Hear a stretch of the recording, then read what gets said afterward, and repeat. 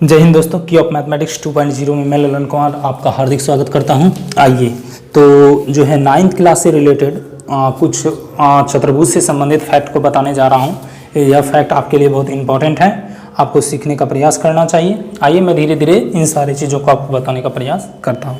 तो यहाँ पर जो आज हमारा टॉपिक होगा वह है क्या, चतुर्भुज है। क्या टॉपिक है? चतुर्भुज। क्या टॉपिक बनेगा हमारा? चतुर्भुज। जैसा कि नाम से ही स्थित है, भुज मतलब भुजा होता है, चतुर मतलब होता है चार। इसको खंडित कीजिएगा, चतुर जोड़ भुज मिलता है। चो तो हर्षु का र, चतुर और भुज। तो चतुर्भुज को अंग्रेजी में कहते क्या है? क्वाड्रिलेटरल कहते हैं। क्या कहते हैं? क्वाड्रिलेटरल। तो इसको पहले लिख लीजिए, क्या कहते हैं? तो क्वाड्रिलेटरल कहा जाता है। क्या कहा जाता है? क्वाड्रिलेटरल कहा जाता है। ठीक है दोस्तों, अब समझिए क्वाड्रिलेटरल होता क्या है। तो क्वाड्रिलेटरल एक्चुअल में चार भुजा से घिरा हुआ क्षेत्र होता है। तो चतुर्भुज का अगर जो डेफिनेशन हम बताएं तो चतुर्भुज का डेफिनेशन होता है चार भुजाओं से घिरे उत्तल क्षेत्र को ही, या चार भुजाओं से घिरे क्षेत्र को ही चतुर्भुज कहते हैं। आप यहाँ पर लिख सकते हैं चतुर्भुज का डेफिनेशन, चतुर्भुज क्या है या क्वाड्रिलेटरल क्या है। तो चतुर्भुज एक्चुअल में जो होता है वह चार जो है भुजाओं, एक नहीं बल्कि चार भुजाओं से घिरे क्षेत्र को चतुर्भुज कहा जाता है। तो ये चतुर्भुज का डेफिनेशन है। अच्छा, इसका संकेत भी पूछता है। इसका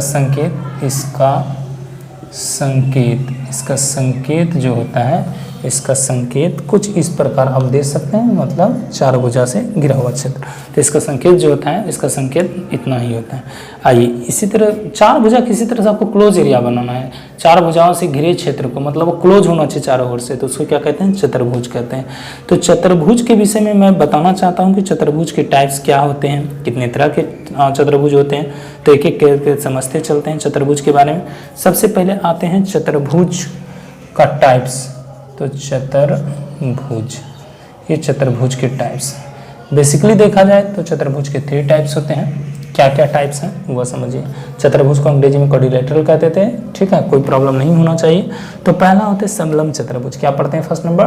तो फर्स्ट पढ़ लेते हैं दोस्तों, समलंब चतुर्भुज। इसका मतलब क्या हो गया अंग्रेजी में? इसको कहेंगे तो इसको कहेंगे ट्रेपेजियम। क्या कहेंगे अंग्रेजी में? ट्रेपेजियम क्या? क्वाड्रिलेटरल। ठीक है, ट्रेपेजियम क्वाड्रिलेटरल। दूसरा होता है पैरेललोग्राम। दूसरा क्या होता है? पैरेललोग्राम। इसका मतलब हो गया समानांतर चतुर्भुज। क्या हो गया ये? समानांतर चतुर्भुज। इसको अंग्रेजी में क्या कहते हैं? तो इसको अंग्रेजी में कहते हैं पैरेललोग्राम। क्या कहते हैं? पैरेललोग्राम। PARALLELOGRAM, parallelogram. और एक लास्ट पार्ट जो होता है जिसको कहते हैं चक्रीय चतुर्भुज। क्या कहते हैं इसको? चक्रीय चतुर्भुज।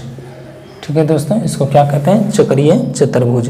ये इसी को अगर अंग्रेजी में जाए, अंग्रेजी में कहें साइक्लिक। क्या कहते हैं? साइक्लिक जो है क्या हो जाएगा? तो साइक्लिक क्वाड्रिलेटरल हो जाएगा। ठीक है, साइक्लिक क्वाड्रिलेटरल हो जाएगा। आइए उसी तरह समानांतर चतुर्भुज को पुनः बांटा जाता है 3 पार्ट में। कितने पार्ट में बांटा जाता है? 3 पार्ट में। ये 3 पार्ट क्या है? फर्स्ट नंबर जो होता है वो आयत से हम बात करेंगे। ठीक है, आयत को क्या कहते हैं? तो रेक्टेंगल कहते हैं। आयत को क्या कहते हैं? रेक्टेंगल। ये सब आप सब जानते होंगे। दूसरा पार्ट कहलाता है वर्ग, जिसको क्या कहते हैं? तो स्क्वायर कहते हैं। क्या कहते हैं? स्क्वायर कहते हैं। क्या कहते हैं दोस्तों? तो स्क्वायर कहते हैं। और अगला जो होता है विषम कोण समचतुर्भुज होता है। विषम कोण समचतुर्भुज शायद आप समझ पाए होंगे। क्या कहते हैं इसको? विषम कोण समचतुर्भुज, जिसको कहते हैं रोम्बस। क्या कहते हैं? तो इसको कहा जाता है अंग्रेजी में रोम्बस। ठीक है, क्या कहा जाता है? Rhombus quadrilateral. तो इस प्रकार हमने देखा चतुर्भुज के टाइप्स। ये हैं चतुर्भुज के टाइप्स। अब एक एक करके पढ़ते हैं चतुर्भुज के। पहले इसके साथ ही यह पढ़िए कि चतुर्भुज के टाइप्स पढ़ लिया हमने।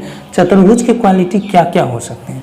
चतुर्भुज के गुण क्या पढ़ेंगे हम सब? चतुर्भुज के गुण। आइए प्रॉपर्टीज ऑफ जो क्वाड्रिलेटरल होगा। तो जहाँ पर देखते हैं चतुर्भुज के गुण। ये चतुर्भुज के गुण क्या होते हैं? हम चतुर्भुज के गुण के बारे में चर्चा कर रहे हैं। चतुर्भुज का क्या गुण होता है? तो चतुर्भुज में 4 भुजा होता है। पहला नंबर, चतुर्भुज में क्या होता है? चतुर्भुज में जो होगा, चतुर्भुज में 4 भुजा क्या होगा? 4 भुजाएं। 4 भुजाएं, एक नहीं है, भुजाएं बोलना होगा क्योंकि एक से अधिक है। 4 भुजाएं, 4 शीर्ष। 4 शीर्ष, शीर्ष मतलब माथा, जहाँ जहाँ 2 पॉइंट मिलते हैं वह है उसका शीर्ष, अथवा उसी को कहते हैं शीर्ष। तथा उसी तरह होता है शीर्ष कोण, यह कहते हैं तथा शीर्ष कोण। क्या कहते हैं? शीर्ष कोण। क्या कहते हैं? शीर्ष कोण। ठीक है, शीर्ष कोण होते हैं। चलो, ये पहला इसका जो है प्रॉपर्टी है। दूसरा नंबर, चतुर्भुज में 2 विकर्ण होते हैं। क्या होते हैं? तो चतुर्भुज में 2 विकर्ण होते हैं। ठीक है, चतुर्भुज में कितने विकर्ण होते हैं? 2 विकर्ण होते हैं। उसी तरह देखिए, चतुर्भुज के चारों कोणों का योग 360 होता है ना। ये प्रॉपर्टी जैसे बड़े बड़े क्वेश्चन बनते हैं। चतुर्भुज के चारों कोणों का योग 360 बोल सकते हैं, या इसी को बोलते हैं 4 समकोण। 4 समकोण कहने का क्या मतलब? एक समकोण 90, तो 4 समकोण 360। 4 समकोण, या इसी को कहा जाता है 2 पाई। क्यों? क्योंकि पाई का जो वैल्यू होता है वह 180 के बराबर होता है। तो इस प्रकार हम कह सकते हैं, इसको बैठाएंगे 360 रेडियन, इसको पढ़ते हैं रेडियन होता है 360 रेडियन। ठीक है, रेडियन 360 क्या? सॉरी 360 2 पाई रेडियन होता है। तो इस प्रकार हमने देखा चतुर्भुज के क्या, चतुर्भुज के क्वालिटी को हमने देखा और समझा। तो इसके बाद जो है मैं धीरे धीरे चतुर्भुज, जैसे समलंब चतुर्भुज क्या है, समानांतर चतुर्भुज क्या है, उन सारे चीज़ों को धीरे धीरे आपके सामने प्रस्तुत करूंगा। दोस्तों, यह टॉपिक मैंने स्टार्ट किया चतुर्भुज से रिलेटेड, तो मैं इसको और आगे तक लेकर जाऊंगा। यह 9th क्लास से रिलेटेड है। ज़्यादा से ज़्यादा दोस्तों तक इसे फैलाने का प्रयास कीजिए और उनकी जानकारी क्या हो, ज़्यादा से ज़्यादा हो, इस पर आप विचार कीजिए और काम भी धीरे धीरे कीजिए। ठीक है, अपने दोस्तों को कहें जो आपके स्कूल में पढ़ते हैं, उनसे भी इन सारी चीज़ों को बताएं ताकि उनकी जानकारी भी बढ़े। वह भी जो है लाइक करें, सब्सक्राइब करें और ज़्यादा से ज़्यादा दोस्तों तक फैलाएं। धन्यवाद।